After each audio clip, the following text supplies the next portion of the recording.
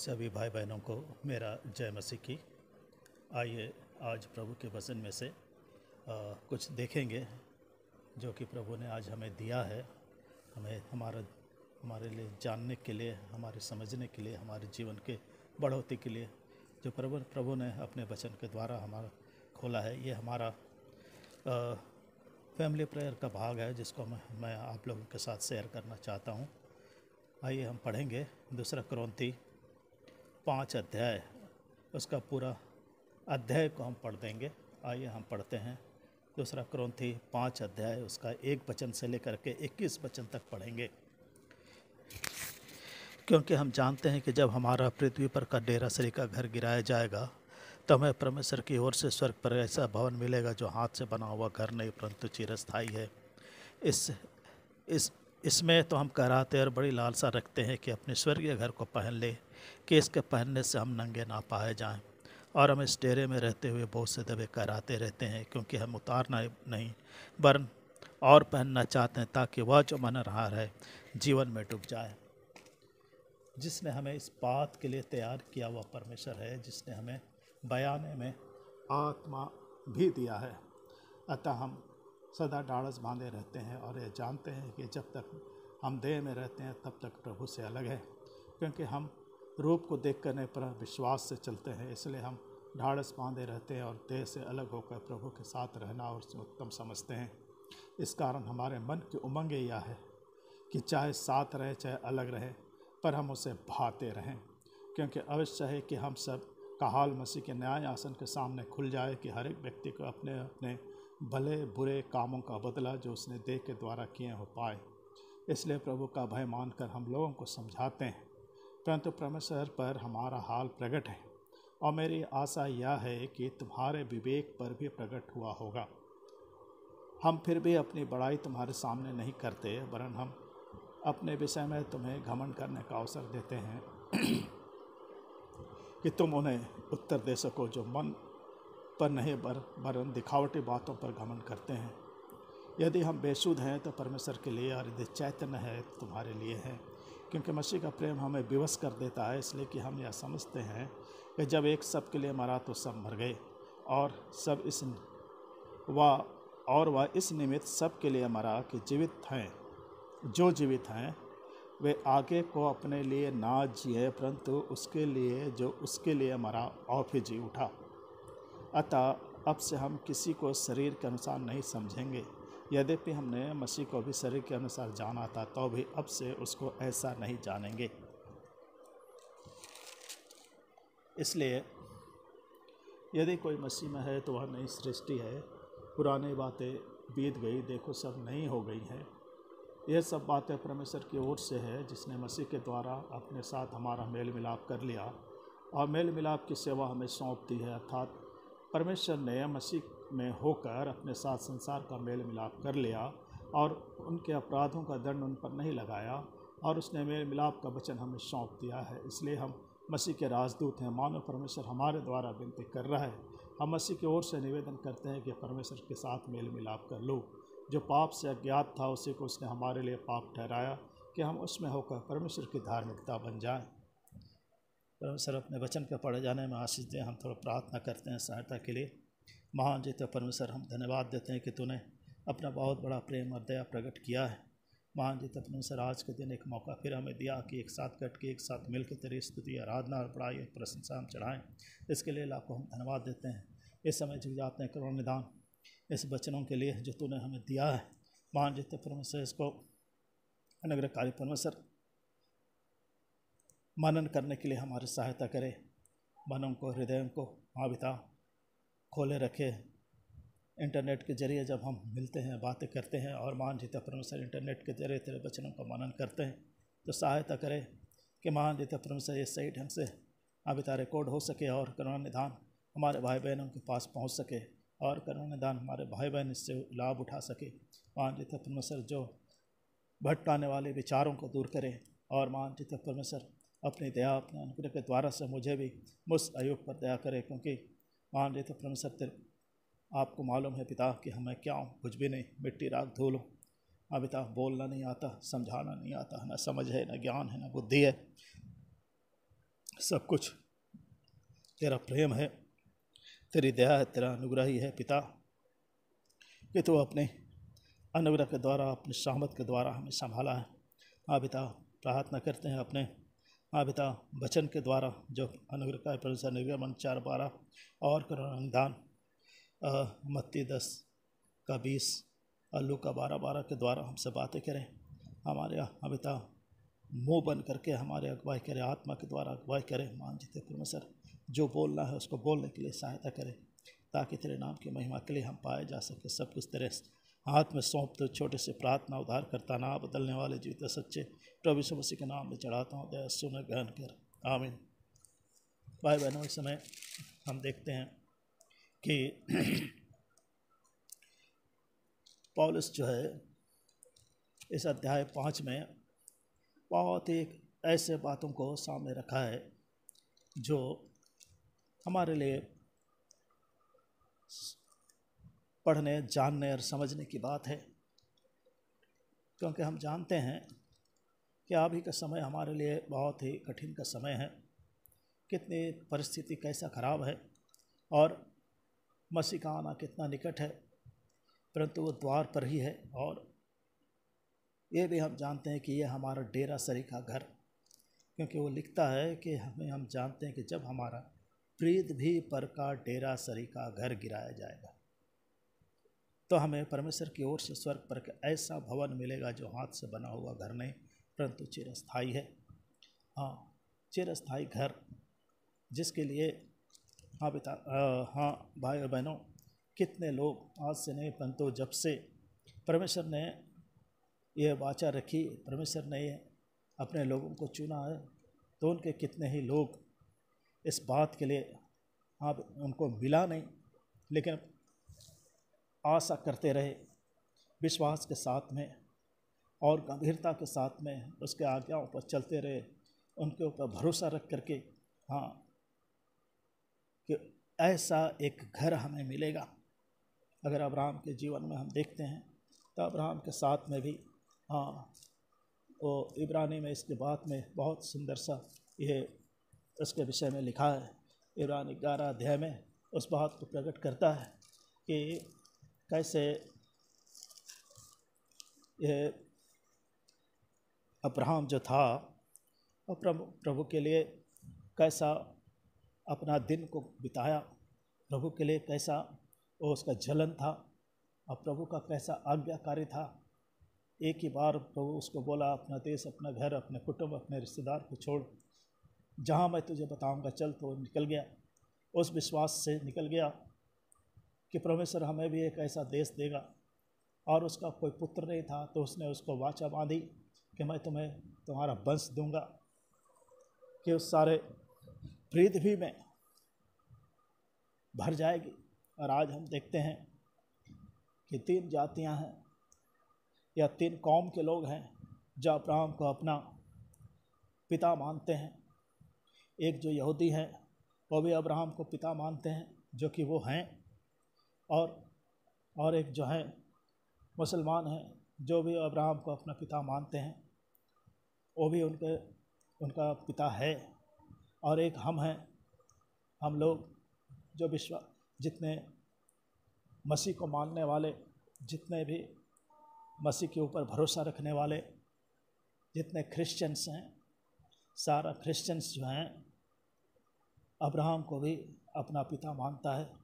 तो परमेश्वर का ये उसके साथ में एक प्रतिज्ञा थी कि अन्य जाति भी तेरी ओर भरोसा रखेंगे तो 7 जातियों का पिता होगा बोल करके उसको भरोसा दिया था। और वो आज पूरा हो गया है। और उसने विश्वास किया था, और उस विश्वास के द्वारा हम देखते हैं इब्रानी 11 अध्याय का 9 और 10 में ये लिखा है कि विश्वास से उसने प्रतिज्ञा किए हुए देश में, पराए देश में परदेसी के समान रहकर इसहाक और याकूब समेत जो उसके साथ उसे प्रतिज्ञा के वारिस थे तंबुओं में वास किया। धन दौलत बहुत था उसके पास में, चाहता तो ज़मीन लेकर, और चाहता तो उस ज़मीन में आलीशान भवन बना कर रह सकता था, लेकिन नहीं, उसको एक विश्वास था कि परमेश्वर ने उसको दिया है और परमेश्वर ने उसको वादा किया है तो वो देगा, इसलिए उस विश्वास के द्वारा वो तंबू में निवास करता था, क्योंकि वह उस स्थिर नगर की बाट जोता था जिसका रचने वाला बनाने वाला परमेश्वर है। उसको ऐसा स्थिर नगर जिसको बनाने वाला और रचने वाला परमेश्वर है। और हम यहाँ देखते हैं कि पौलुस प्रेरित भी इस बात को लिखता है यहाँ पर कि वो हमारा डेरा सरीखा घर गिराया जाएगा तो परमेश्वर की ओर से हमें स्वर्ग में एक ऐसा भवन मिलेगा जो हाथ से बना हुआ घर नहीं परंतु चिरस्थायी है। हाँ भाई बहनों, हम धन्यवाद देते हैं कि प्रभु हमारे लिए भी एक ऐसा चिरस्थायी घर बनाया है कि हम उसके विश्वास योग्यता, उसके प्रेम में, उसके अनुग्रहकारिता में और उसकी बातों को मानते हुए, उसके वचनों को मानते हुए, उसके आज्ञाकारिता में जब हम चलते हैं तो वो हमारे लिए ऐसा प्रतिज्ञा करता है। क्योंकि हम क्या हैं, मिट्टी राख धूल हैं, लेकिन ये स्वर्गीय जो घर है उस स्वर्गीय व्यक्ति के द्वारा ही मिलता है, क्योंकि हम मिट्टी धूल हैं। और वो हमारा जो पहला आदम था वो मिट्टी का बना हुआ था, लेकिन हमारा दूसरा आदम जो था वो स्वर्गीय था। वो पहला आदम पृथ्वी का था और दूसरा आदम जो था वो स्वर्गीय है।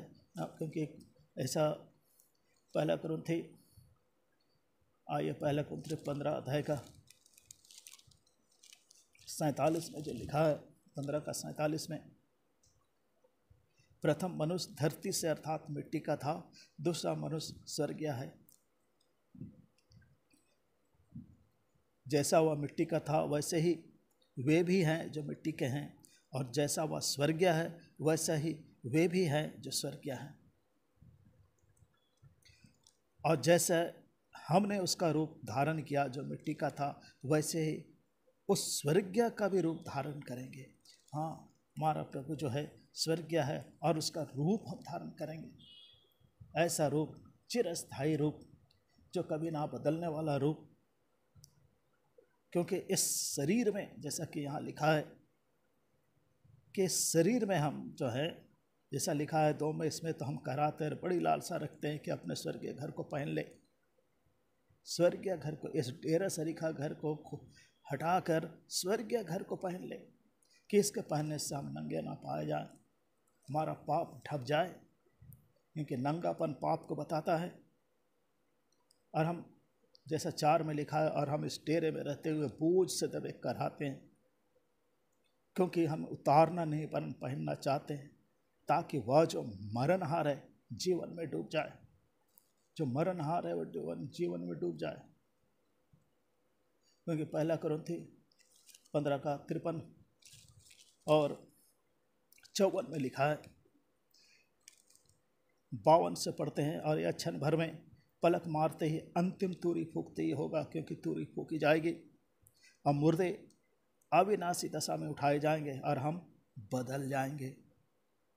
क्योंकि अवश्य है कि यह नाशवान देह अविनाशी को पहन ले और यह मरणहार देह अमरता को पहन ले।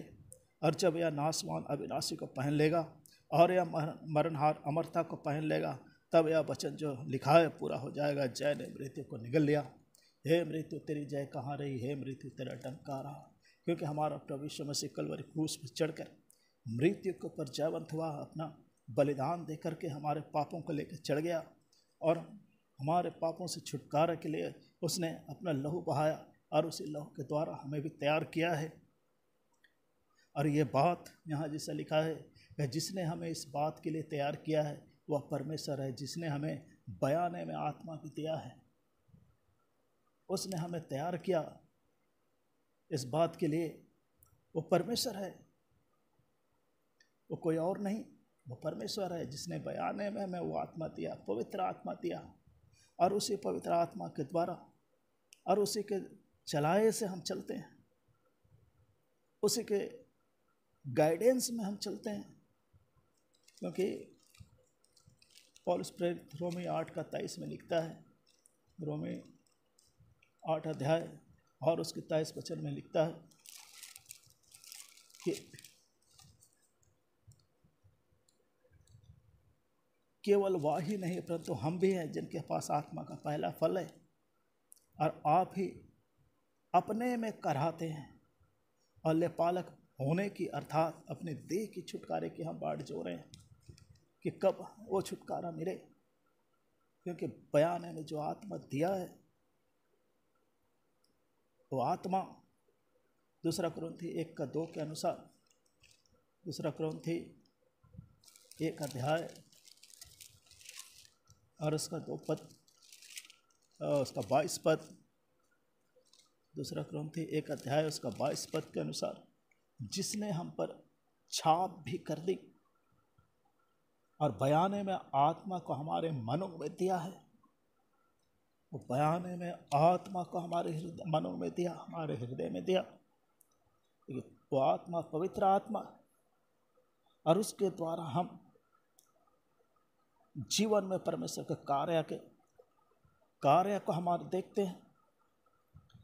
पवित्र आत्मा जो है हमारे विश्वास को स्थिर करता है और हमें विश्वास जीवन में बने रहने के लिए उसकी मदद करता है। पहला पत्रस 1:5 में लिखा है, पहला पत्रस 1:5 में वो बात लिखा है,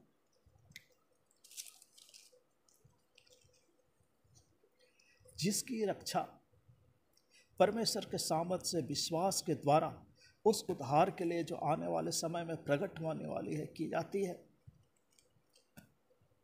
आने वाले उद्धार, उस उद्धार के लिए जो आने वाले समय में प्रकट होने वाली है उसकी करता है। परमेश्वर के सामर्थ के द्वारा से हमारी रक्षा करता है। जो बयान में आत्मा हमारे मन में दिया गया है, और ये आत्मा है जो है हमारा अभिषेक करता है ताकि उनको गवाही देने के लिए हमको सामर्थ्य मिले, हम गवाही दे सके। प्रेरित 1:8 में लिखा है, प्रेरितों की पत्री और 1:8 में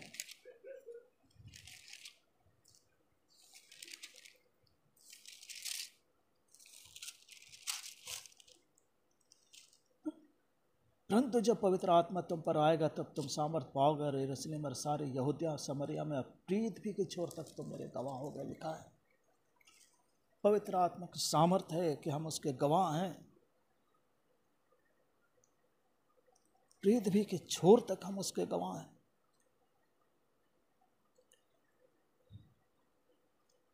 और ये आत्मा जो है, पवित्र आत्मा का जो छाप लगा है, और वो छाप लगने का मतलब है कि हम जो हैं परमेश्वर के स्वामित्व के अधिकार की छाप है। वो हमारा परमेश्वर है, उसकी छाप है। वो हमारा राजा है, वो हमारा स्वामी है, उसका छाप हमारे ऊपर लगा है। और जो ये प्रमाणित करता है कि हमारा जीवन जो है परमेश्वर की निज संपत्ति है। हम विश्वासियों का जीवन जो है परमेश्वर की निज संपत्ति है।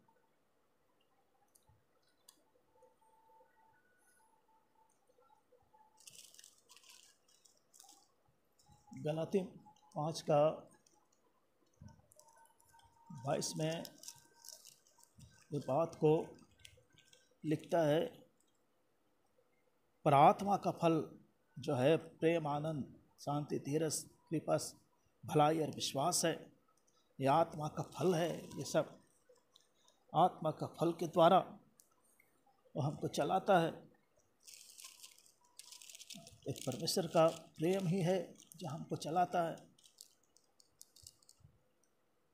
और जबकि यहाँ दूसरा कुरिन्थी 3:18 में बोलता है, परंतु जब हम सबके उघाड़े चेहरे से प्रभु का प्रताप इस प्रकार प्रकट होता है, जिस प्रकार दर्पण में, तो प्रभु के द्वारा जो आत्मा है हम उसी तेजस्मय रूप में अंश अंश करके बदलते जाते हैं। वो हमको अंश अंश करके बदलता है, क्योंकि बयाने में वो हमको आत्मा दिया है। प्रतिदिन के जीवन में हमें बदलते चला जाता है। अतः हम सदा ढाढ़स बांधे रहते हैं और जानते हैं कि जब तक हम देह में रहते हैं हम तब तक प्रभु से अलग हैं। क्योंकि हम रूप को देखकर नहीं पर विश्वास से चलते हैं।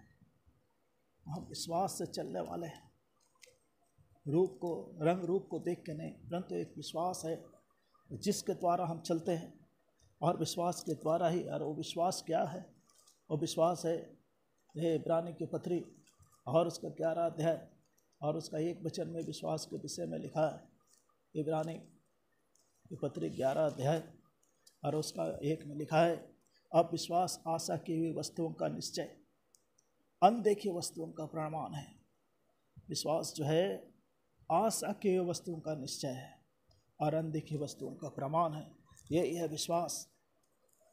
ऐसा विश्वास है क्योंकि जैसा कि यहाँ 2 कुरिन्थी 4:18 में लिखा है, और हम तो देखी हुई वस्तुओं को नहीं परंतु अनदेखी वस्तुओं को देखते रहते हैं, क्योंकि देखी हुई वस्तु थोड़े दिन की है परंतु अनदेखी वस्तु सदा बनी रहती है। यही है विश्वास, क्योंकि हम रूप देखकर नहीं चलते हैं, विश्वास से चलते हैं। रूप जो है, क्योंकि जैसा लिखा है 1 कुरिन्थी 13:12 में, 1 कुरिन्थी 13:12 में लिखा है,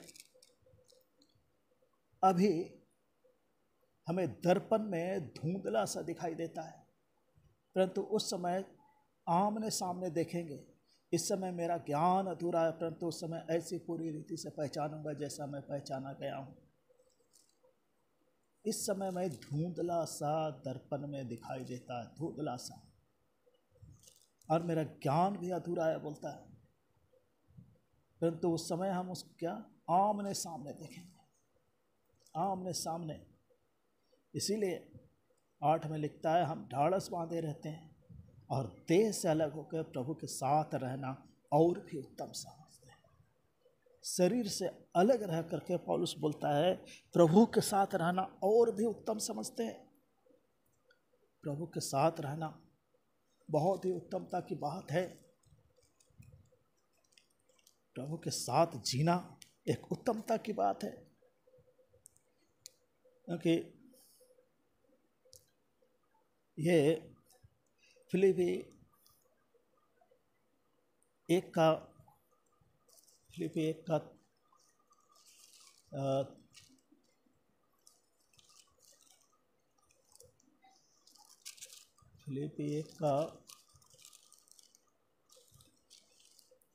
हम 21 से पढ़ते हैं, 21, 22, 23, क्योंकि मेरे लिए जीवित रहना मसीह है और मर जाना लाभ है, पर यदि शरीर में जीवित रहना ही मेरे काम के लिए लाभदायक है तो मैं नहीं जानता किसे चुनूं, क्योंकि मैं दोनों के बीच अधर में लटका हूँ। जी तो चाहता है कि कूच करके मसीह के पास जा रहा हूँ, क्योंकि यह बहुत ही अच्छा है। मसीह के पास जा रहा हूँ, यह बहुत ही अच्छा है बोलता है। और 21 में क्या बोलता है कि हाँ, मर जाना लाभ है मेरे लिए। लाभ की बात है, लेकिन जीवित जो है, जीवित रहने से जो तकलीफ है, दुख है, वो कम से कम वो दुख तकलीफ से आदमी बच जाता है। हमारे भाई बहन लोग अभी ये कोविड-19 में उठाए गए, उनका जीवित रहना तकलीफ दे था, संसारिक दुख और तकलीफ, और कितना था, उन सब से अब छुटकारा पा करके वह प्रभु के साथ रहने चले गए। कितना आनंद की बात है। और हम देखते हैं कि ये पौलुस प्रेरित इस बात को लगता है, इसको जानता है, इस बात को समझ करके वो लिखता है कि देह से अलग होकर प्रभु के साथ रहना और भी उत्तम बात है। कितना उत्तम की बात है, क्योंकि विश्वासी की जो मृत्यु है उसे तुरंत मसीह की उपस्थिति में पहुंचा देती है। 1 कुरिन्थी 13:12 में हमने पढ़ा, उसको आमने सामने हम देखेंगे। अभी तो हम धुंधला देखते हैं, तो समय आएगा तो हम उसको आमने सामने देखेंगे। जैसा वो है वह है, वैसे ही उसको हम देखेंगे। यही है हमारा विश्वास। पवित्र आत्मा का ही काम है कि विश्वासी के लिए मसीह की उपस्थिति के मध्यस्थता करे।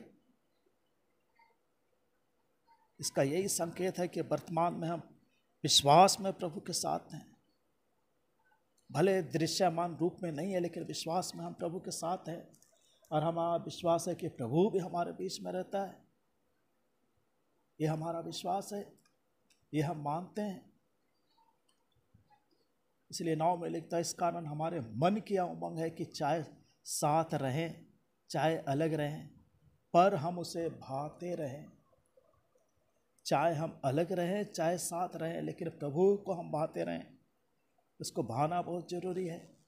और कैसे भाएं? भाई यहाँ पौलुस प्रेरित जो है रोमी 14:18 में लिखता है,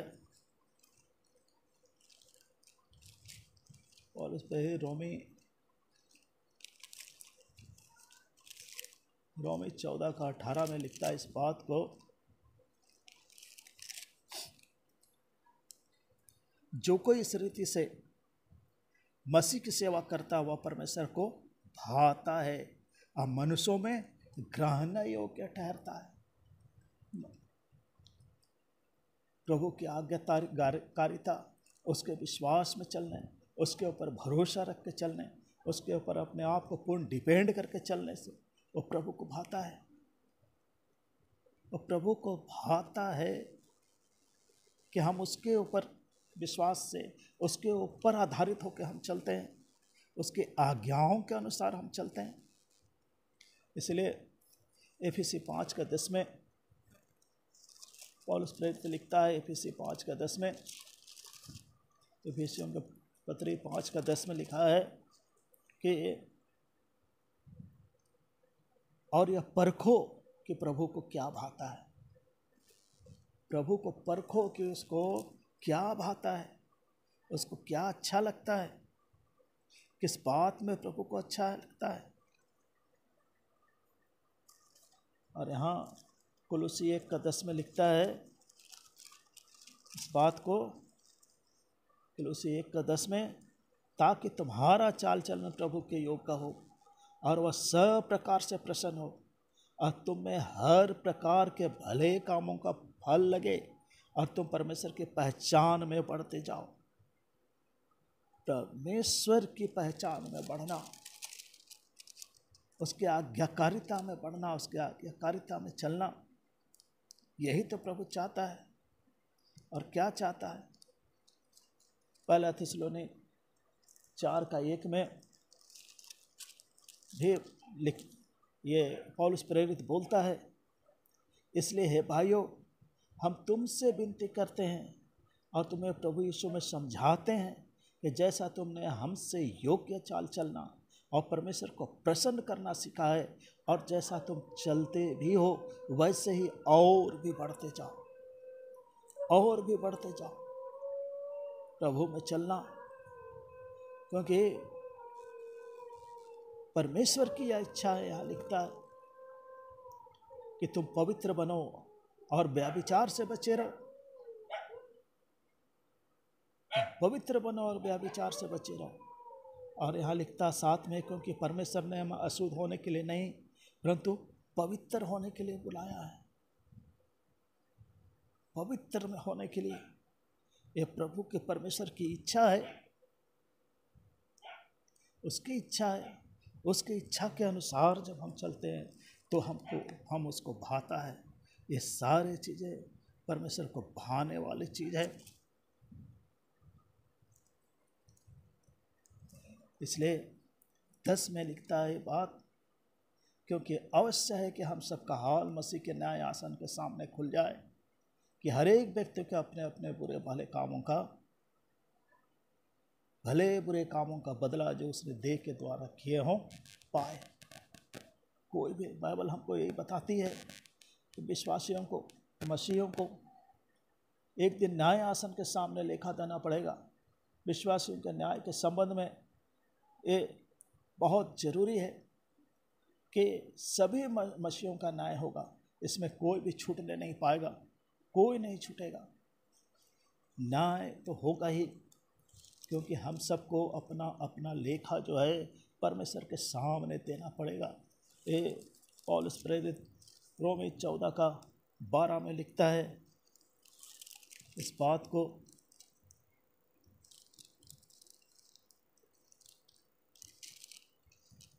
14:12 में लिखता है, इसलिए हम में से हर एक परमेश्वर को अपना अपना लेखा देगा। हर एक अपना अपना लेखा देगा। देना ही है। पहला कुरिन्थी 3:12-15 में, पहला कुरिन्थी पत्री 3 अध्याय उसका 12 से 15 में लिखा है, यदि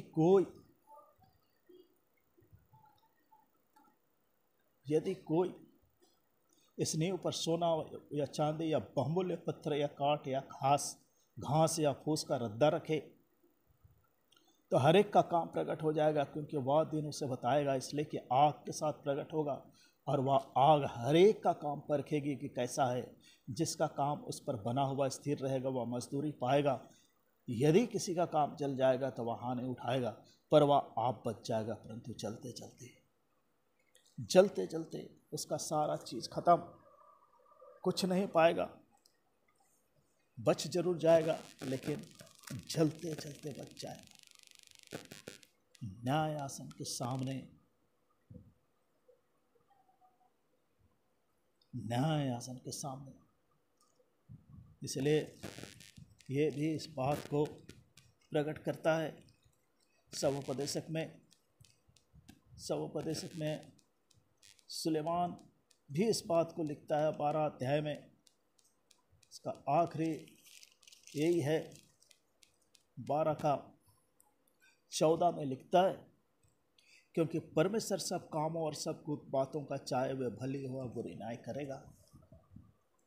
कोई जो भी बात है सब का न्याय करेगा।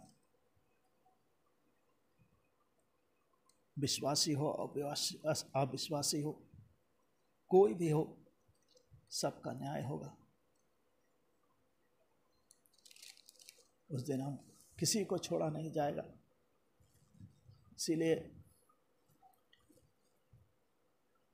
इसलिए प्रभु का भय मानकर 11 में लिखता है कि इसलिए प्रभु का भय मानकर हम लोगों को समझाते हैं, परंतु परमेश्वर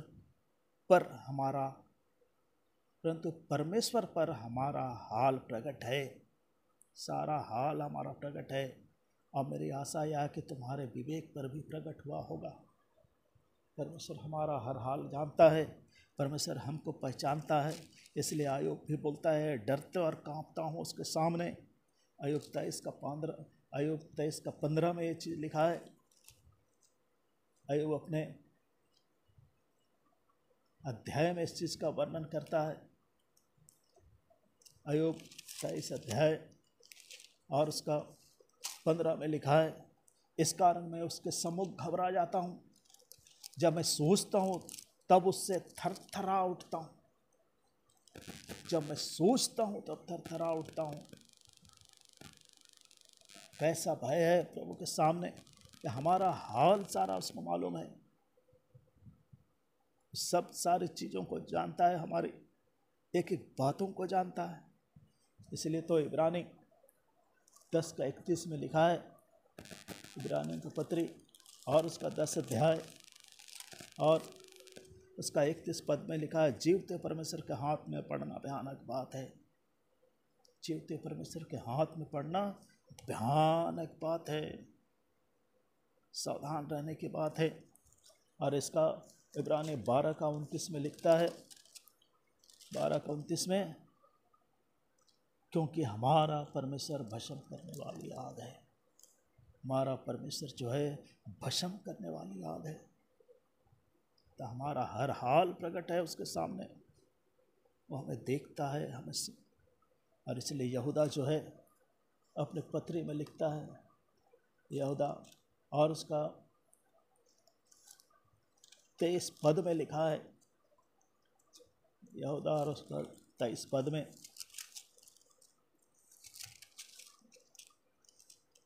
वो लिखता है कि और बहुतों को आग में से झपट कर निकालो। और बहुतों पर भय के साथ दया करो, पर उस वस्त्र से भी घृणा करो जो शरीर के द्वारा कलंकित हो गया। उस वस्त्र से भी घृणा करो जो शरीर के द्वारा कलंकित हो गया। ऐसा भयानक परिस्थिति है। लोगों को भी जो जलने पर है, आग में से झपट के निकालना है, बचाना है, उनके जीवन को नाश नहीं होना है, बचा लेना है उनको। यही हमको बताता है 2 कुरिन्थी 4:2 में लिखा है। 2 कुरिन्थी 4:2 में पौलुस प्रेरित बोलता है, परंतु हमने लज्जा के गुप्त बातों को त्याग दिया है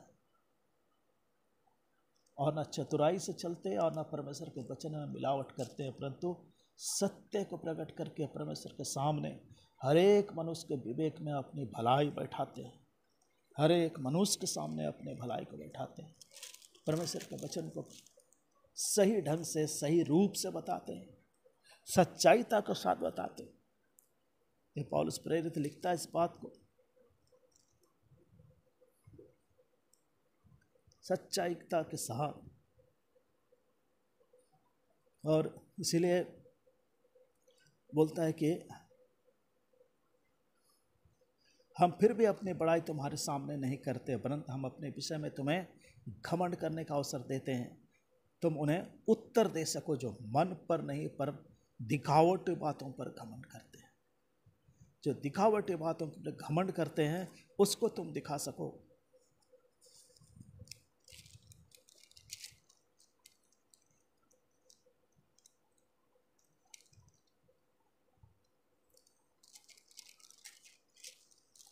दिखावटी बातों पर नहीं।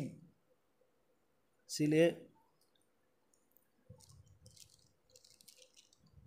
12 में यह लिखता है, 2 कुरिन्थी 3:12 में,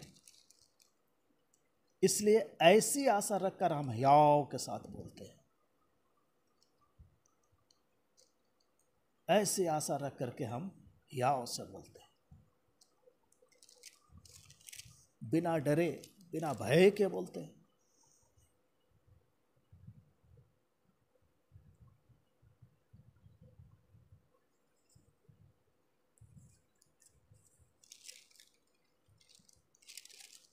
और यहाँ पर 2 कुरिन्थी 1:14 में जैसा लिखा है, जैसा तुम में से कितनों ने मान लिया है कि हम तुम्हारे घमंड के कारण हैं, वैसे ही तुम भी प्रभु यीशु के दिन में हमारे लिए घमंड का कारण ठहरो। यदि हम बेसुध हैं तो परमेश्वर के लिए, यदि चैतन्य है तो तुम्हारे लिए। बेसुध है तो परमेश्वर के लिए, और चैतन्य है तो तुम्हारे लिए चैतन्य है। यहाँ 2 कुरिन्थी 11:1 में लिखता है, पौलुस प्रेरित बोलता है, यदि तुम मेरी थोड़ी सी मूर्खता सह लेते तो क्या ही भला होता। हाँ, मेरी सह भी लो, बोलता है, मेरी सह भी लो थोड़ी सी मूर्खता। और इसी का 16 में लिखता है, मैं फिर कहता हूँ कोई मुझे मूर्ख ना समझे, नहीं तो मूर्ख ही समझ कर मेरी सह लो, ताकि थोड़ा सा मैं भी घमंड कर सकूं, थोड़ा सा मैं भी घमंड कर सकूं। 17 में लिखता है, इस बेधड़क घमंड में जो कुछ मैं कहता हूँ वह प्रभु की आज्ञा के अनुसार नहीं, पर मानो मूर्खता ही से कहता हूँ, मूर्खता ही से कहता हूँ। क्योंकि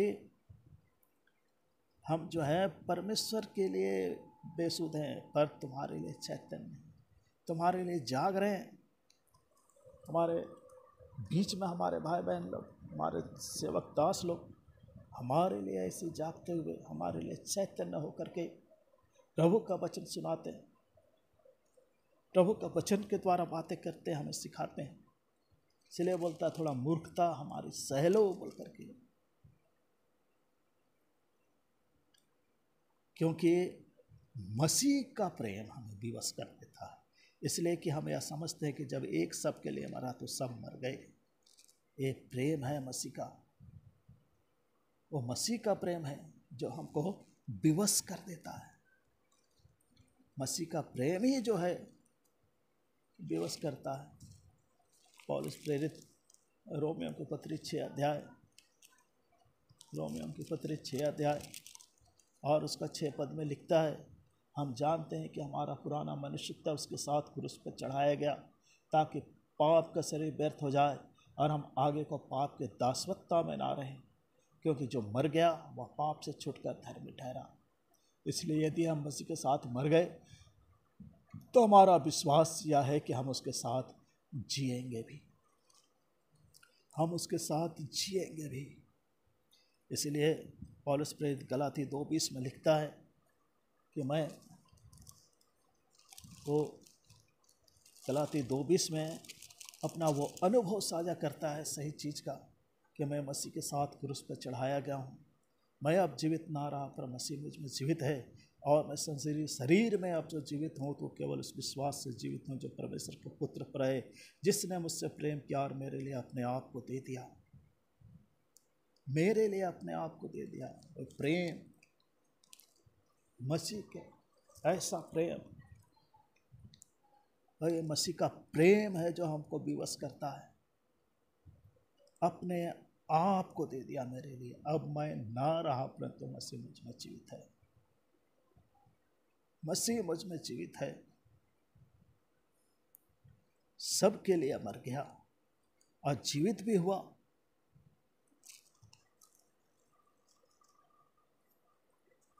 कुलुसी में लिखता है, कुलुसी के पत्र 3:3 में, क्योंकि तुम तो मर गए और तुम्हारा जीवन मसीह के साथ परमेश्वर में छिपा हुआ है। तुम तो मर गए और तुम्हारा जीवन मसीह के साथ परमेश्वर में छिपा हुआ है।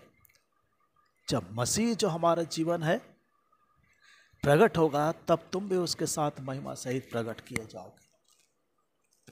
मसीह जो हमारा जीवन है।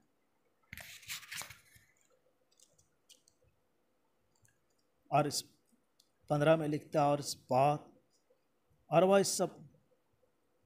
और वह इस निमित्त सबके लिए मरा कि जो जीवित है वे आगे को अपने लिए जीवन ना जी, अपने लिए ना जिए, परंतु उसके लिए जो उसके लिए मरा फिर से जी उठा। वो फिर से जी उठा। आगे से अपने लिए ना जिए। हमारा जीवन प्रभु के साथ क्रूस पर चढ़ाया गया। हम मर गए और उसके लिए जीना है। उसके लिए जीना है हमको, क्योंकि जो मेरे लिए मरा अपने लिए नहीं। क्योंकि रोमी 14 का 7 से 9 तक में लिखता है, रोमी पत्री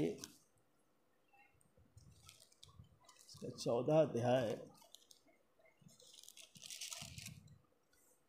और उसका 7 से 9 तक लिखता है, क्योंकि हम में से ना तो कोई अपने लिए जीता है और ना कोई अपने लिए मरता। यदि हम जीवित हैं तो प्रभु के लिए जीवित हैं, यदि मरते हैं तो प्रभु के लिए मरते हैं। अतः हम जिए या मरे प्रभु ही के हैं।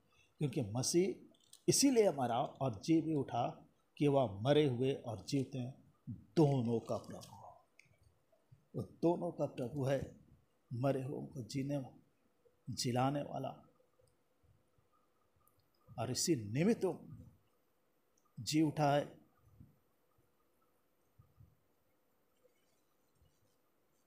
इसलिए आगे लिखता है, अतः हम अब से किसी को शरीर के अनुसार ना समझे। यद्यपि हमने मसीह को शरीर के अनुसार जाना था तो भी अब से उसको ऐसा नहीं जानेंगे। इसलिए यदि कोई मसीह में है तो वह नई सृष्टि है, पुरानी बातें बीत गई, देखो सब नई हो गई है। सब नई। जब हम मसीह के साथ मारे गए और जी उठे तो नया जीवन हो गया हमारा, नया जीवन हो गया। पौलुस प्रेरित लिखता है 16:3 में, रोमी 16 का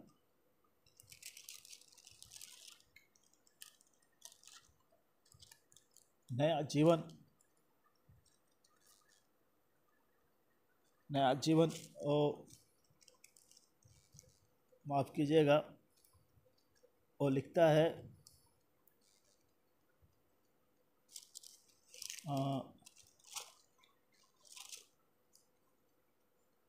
यूहन्ना 1:13 में इस बात को प्रकट किया है। यूहन्ना रचित सुसमाचार और उसका 1 अध्याय और उसका 13 वचन में प्रभु मसीह इस बात को प्रकट किया कि कैसे वो नई सृष्टि है और पुरानी बातें बीत गई। 1:13 में, वे ना तो लहू से, ना शरीर की इच्छा से, ना मनुष्य की इच्छा से, परंतु परमेश्वर से उत्पन्न हुए हैं। वो परमेश्वर से उत्पन्न हुए हैं, इसीलिए वो नई सृष्टि है। जो परमेश्वर से उत्पन्न होता वो नई सृष्टि है। और रोमी 6:4 में लिखता है, अतः उस मृत्यु का बपतिस्मा पाने से हम उसके साथ गाड़े गए, ताकि जैसा मसीह पिता के महिमा के द्वारा मरे, वो में से जिलाया गया, वैसे ही हम भी नए जीवन की सी चाल चले। नए जीवन की सी चाल, हमारा जीवन नया जीवन हो, हमारा चाल नया चाल हो। इसलिए पौलुस प्रेरित गलाती 6:15 में लिखता है, गलातियों की पत्री और उसका 6:15 में, क्योंकि ना खतना और ना खतना रहित कुछ है, परंतु नई सृष्टि। ना खतना ना खतना रहित, सब नई सृष्टि, सब के सब नई सृष्टि।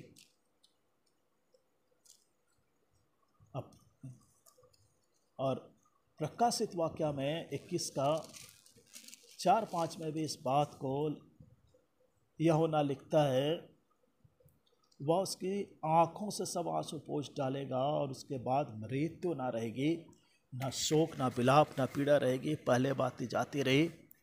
जो सिंहासन पर बैठा था उसने कहा, देख मैं सब कुछ नया कर देता हूँ। फिर उसने कहा, लिख ले, क्योंकि यह वचन विश्वास के योग्य और सत्य है। ये वचन ये विश्वास योग्य सत्य है, मैं सब कुछ नया कर देता हूँ। अरे ये सब बातें परमेश्वर की ओर से है। 18 में लिखा है, जिसने मसीह के द्वारा अपने साथ हमारा मेल मिलाप कर लिया और मेल मिलाप की सेवा हमें सौंप दी। ये परमेश्वर की ओर से है सब, और मसीह के द्वारा हमारा मेल मिलाप कर लिया, और उसी मेल मिलाप की, और उसने हमें वो सेवा दी है, मेल मिलाप की सेवा।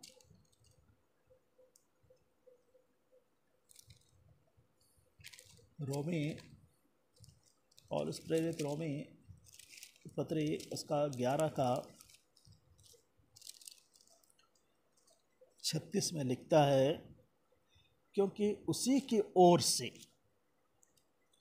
किसकी ओर से? उसी की ओर से और उसी के द्वारा और उसी के लिए सब कुछ है। उसकी महिमा युगानुग होती रहे। उसकी माने प्रभु की, परमेश्वर की, और उसकी महिमा युगानुग होती रहे। आमीन। सब कुछ उसी की ओर से है और उसी के लिए है और उसी के द्वारा है। पौलुस प्रेरित जो है रोमी 5:10 में लिखता है, 5 अध्याय उसका 10 में,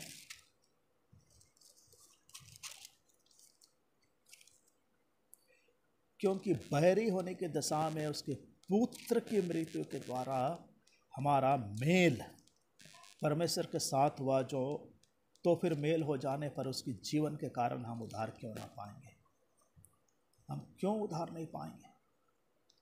मेल के द्वारा मेल करा लिया हमारा, और मेल की सेवा दी है, मेल मिलाप की सेवा दी है। अर्थात मसीह ने, परमेश्वर ने मसीह में होकर अपने साथ संसार का मेल मिलाप कर लिया और उनके अपराधों का दोष उस पर नहीं लगाया, और उसने मेल मिलाप का वचन हमें सौंप दिया।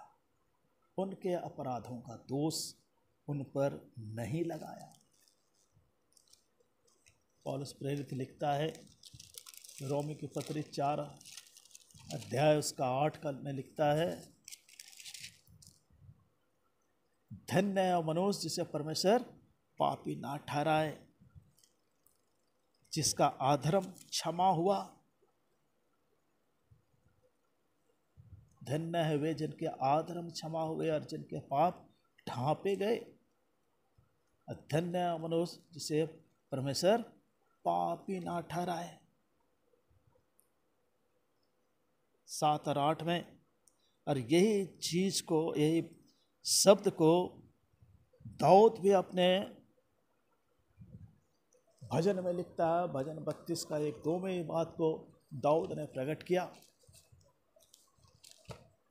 दाऊद भी भजन 32 का 1-2 में इस बात को प्रकट किया कि क्या ही धन्य है वह जिसका अपराध क्षमा किया गया और जिसका पाप ढांपा गया हो। क्या ही धन्य मनुष्य जिसके अधर्म का लेखा जो है यहोवा ना ले और जिसकी आत्मा में कपट ना हो, जिसके आत्मा में कपट ना हो। परमेश्वर सच्चे पश्चातापी को खोजता है। परमेश्वर पाप क्षमा करता है, पाप को ढांप देता है, अपनी दृष्टि से हटा देता है। मैंने तेरे पाप पूरब से लेकर पश्चिम जितनी दूर है इतनी दूर फेंक दिया और कभी याद नहीं करता हूँ, बोलता है। यह परमेश्वर का मेल मिलाप का वचन है जो उसने संसार के साथ कर लिया। इसलिए 20 में बोलता है, इसलिए हम मसीह के राजदूत हैं। मानो परमेश्वर हमारे द्वारा विनती कर रहा है। हम मसीह की ओर से निवेदन करते हैं कि परमेश्वर के साथ मेल मिलाप कर लो, परमेश्वर के साथ मेल मिलाप कर लो। वो हमारे द्वारा बोल रहा है। 2 कुरिन्थी 6:1 में लिखा है, हम जो परमेश्वर के सहकर्मी हैं या भी समझाते हैं कि उसका अनुग्रह जो तुम पर हुआ उसे व्यर्थ ना जाने दो। हम राजदूत हैं, हम उसके सहकर्मी हैं, हम उसके सहकर्मी हैं। एफिसी 6:20 में इस बात को लिखता है, उसके लिए मैं जंजीर में जकड़ा हुआ राजदूत हूँ और यह भी कि मैं उसके विषय में जैसा मुझे चाहिए साहस से बोलूँ। और उस प्रेरित बोलता, मैं जंजीर में जकड़ा हुआ राजदूत हूँ उसके लिए। जंजीर में जकड़ा हुआ राजदूत हमारे द्वारा मेल मिलाप करने के। कैसा सुंदर ये शब्द है, क्योंकि ये सब परमेश्वर की ओर से है जिसने मसीह के द्वारा हमारा मेल मिलाप कर लिया। अब मेल मिलाप की सेवा हमको सौंपा है। मेल मिलाप 21 में लिखता है, जो पाप से अज्ञात था उसे हमारे लिए पाप ठहराया कि हम उसमें होकर परमेश्वर की धार्मिकता बन जाएं। वो पाप से अज्ञात था, पाप को जानता नहीं था। वचन में कहीं नहीं लिखा है कि वो पाप किया कि पापी था, लेकिन हर जगह लिखा है क्योंकि वह परमेश्वर का निर्दोष मेमना बना था और उसने हमारे पापों का अपने ऊपर ले लिया। आज जब परमेश्वर पिता ने, जब वह क्रूस पर हमारे पापों के लिए बलि के रूप में चढ़ाया गया, उसको हमारे न्याय का पात्र बना दिया। हमारे पापों का दंड भोग लेने के द्वारा इसने परमेश्वर के लिए संभव कर दिया कि वह न्यायोचित रूप से पापियों को क्षमा कर सके, क्षमा करे। ऐसे आप इस बात को 53 में इस चीज को पहले से ही बता दिया गया। ऐसे 53 का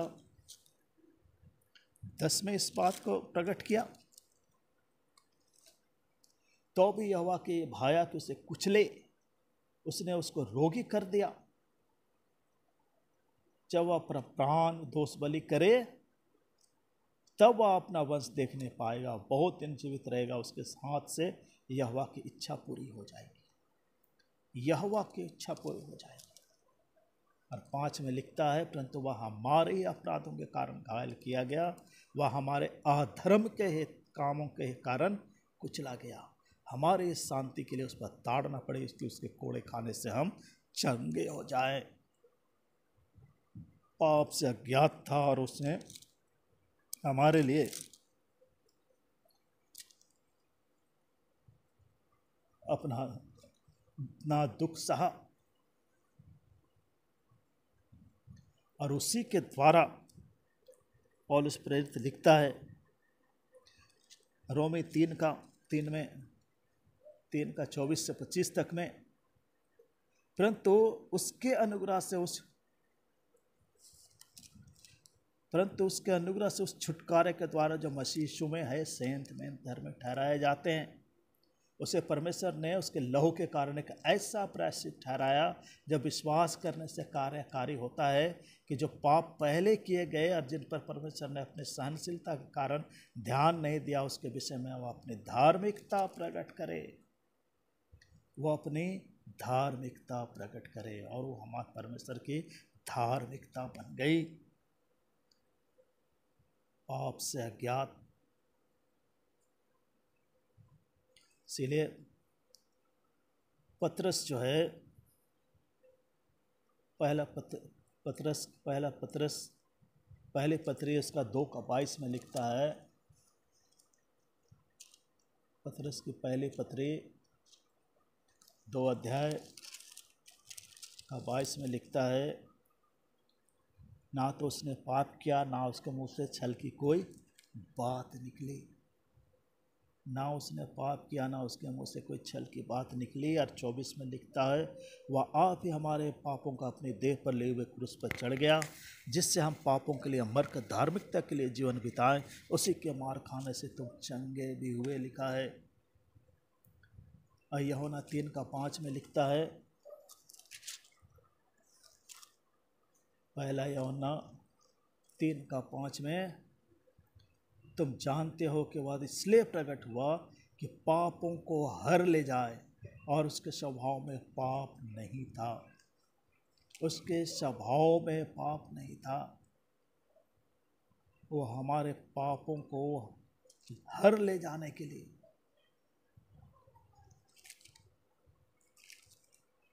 रोमियों की पत्री